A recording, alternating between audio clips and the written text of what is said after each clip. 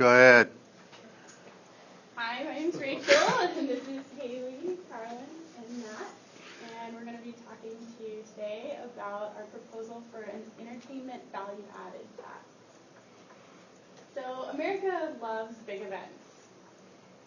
We love sporting events where everyone can come together, drink lots of beer, and watch people throw a ball around. Or, racing events where everyone can come together and watch people turn left for 4 hours. Also, concerts, where we can all go worship Justin Bieber for a few hours. Or, there's music festivals where we can come together and partake in all kinds of illegal activities. And they would never invite Justin Bieber there. No, absolutely not. So that's okay. So these events generate lots of revenue. We see here in the sporting franchises, $8.93 billion. Dollars in ticket sales, in NASCAR racing, $17.38 million, and in concerts and events, $22.9 billion in ticket revenue. So if you total all of that up, it comes to $32.15 billion. So we really need money for new sources of energy production. And the entertainment industry has a huge carbon footprint and also produces massive amounts of revenue. So we think that these factors make it a fair and viable source of revenue for renewable energy development. So our proposal is that we have an entertainment value-added tax, which would be a 7.5% tax applied to the purchase of tickets. It would apply to ticket purchasers over the age of 18 for any event over 5,000 people. And the revenue generated would be applied to research and development of renewable energy resources. So just for kind of a source of perspective, the Cuthbert Amphitheater has a total occupancy of 5,000 people. So this would apply for any event larger than that size in the entertainment industry. So at this point, you might be wondering, what the hell is a VAT, a value-added tax? Why are we doing this? Why not just a sales tax? Well, a VAT is pretty similar to a sales tax, except the key difference is it's applied at every point in the supply chain.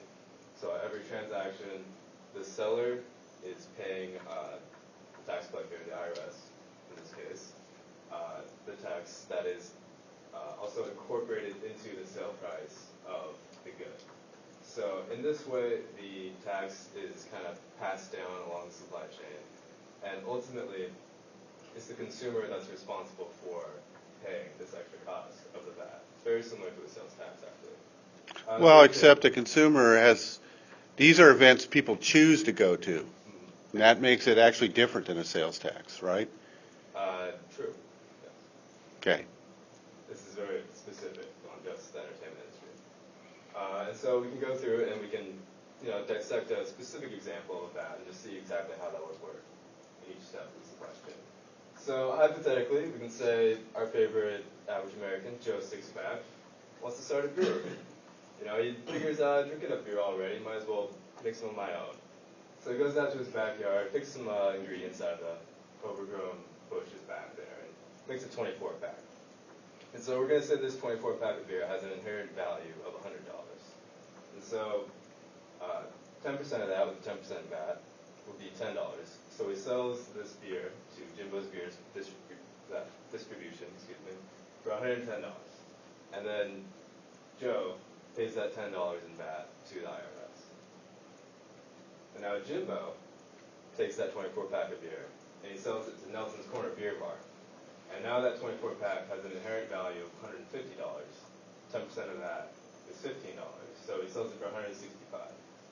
And what Jimbo does is he pays the IRS $5 because that's the $15 from value added minus the previous $10 that was already paid. So it's a little convoluted, but ultimately things end up adding together. And if you go through the math and look at it, you see that, Jimbo actually does make the same $50 profit with the VAT as he would have if there's no VAT in place. So really the VAT does not affect the producers and intermediates in the supply chain. And so, ultimately,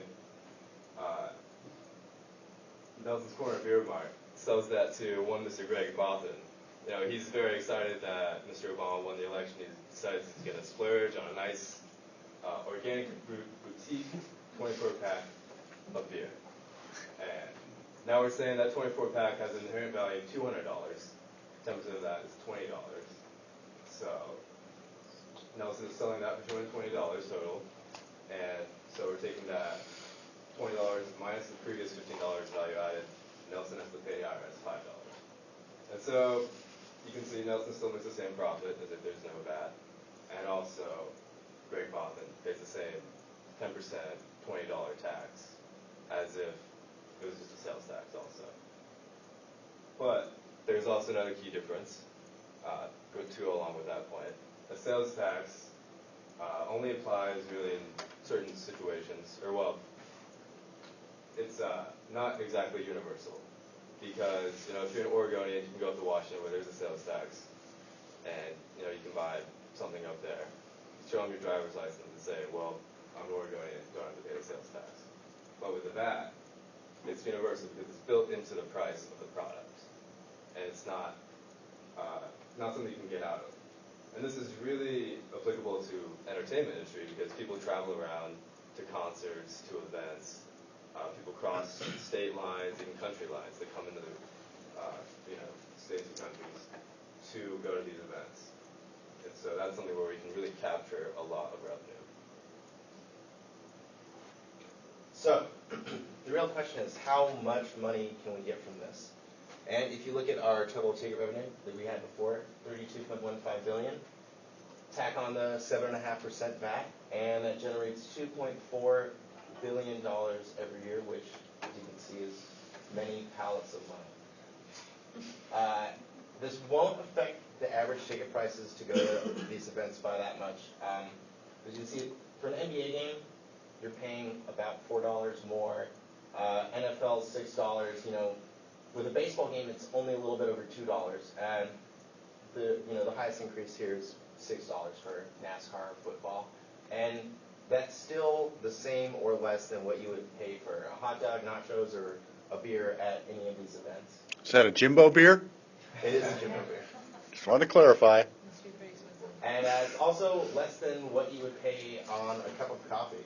And considering the average American drinks over 1,000 cups of coffee every year, it's not that big of an increase. So we already spend our money on, things that we don't really need, and so why not put it to a little bit of a better use? We use the VAT to finance renewable energy sources that can power communities, venues, whatever.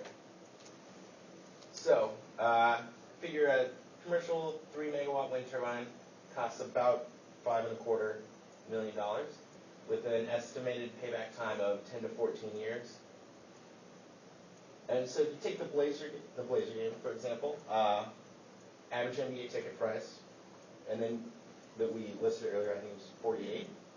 You fill all 19,980 seats, and you generate $72,727 per game. And so for 41 home games in a season, you get $2.98 million. After 2 years of collecting the VAT from the Rose Garden, you'd have enough to build a 3 megawatt turbine that can power the arena. And you can even make it look like a little Blazer video there. So, functional art. You want to look at Autzen Stadium? The average ticket price $69, and they say that they sell out every single game, so we're assuming it's still the capacity. That's $300,000 per game. And 17 home games, which is about 2.5 worth of seasons, and that would give us enough to pay for one 3 megawatt wind turbine, which is a fifth of the U of O's energy usage, and we'd be able to power the entire university using wind energy after 11 years. Hey, back up. Back one slide. Haven't you made a factor of 10 math error? Oh, yeah. Isn't that 3 million instead of 300,000? Oh, this is per game. Oh, Yeah. no, still.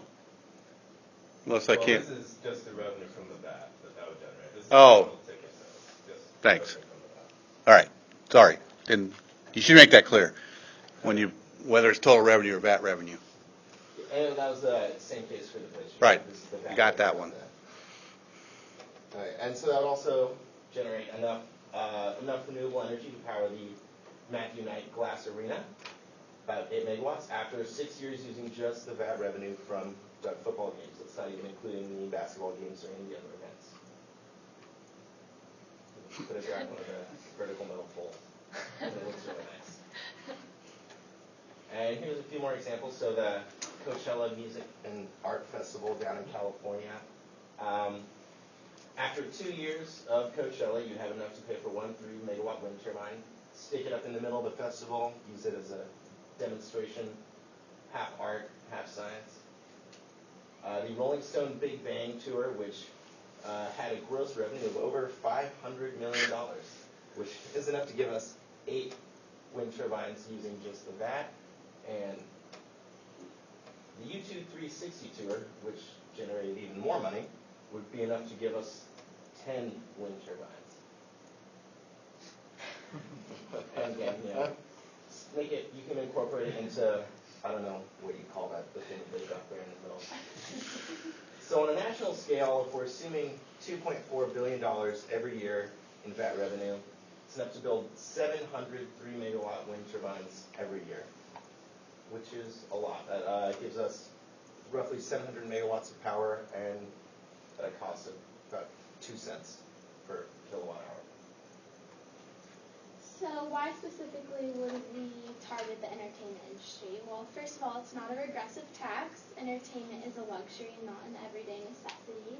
As you can see before, it can also generate massive revenue from this value-added tax because of the massive amounts of people that attend these events. And it's also a major contributor of carbon emission.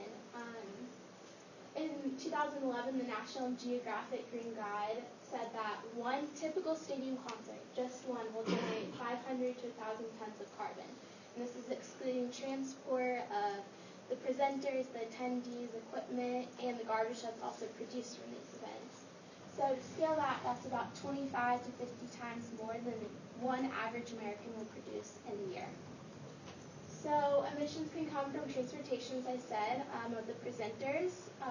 They'll travel in their buses or like in their Iron Maiden planes, so to travel internationally. The attendees who will wait hours in traffic just to see their favorite Justin Bieber concert. The equipment and concessions, so sourcing food and drink for these attendees to indulge in. And sources of emission, also power and energy. As you can see, this football stadium or the soccer field generates a lot of energy waste, hence the toilet seat. But sound coming from announcers, generating music at the event, lights for the entire venue, water for the bathrooms, heating and AC for the venue, and also some stadiums have retract coolers, which also use a lot of power. So to reiterate, we need more money to fund these events. They are large sources of carbon emissions, and our value-added tax could fund a way to still support the entertainment industry, but do it in a more renewable way. So why wouldn't you spend the extra $6.99 to go to your favorite Ducks football game versus Stanford? These kids would.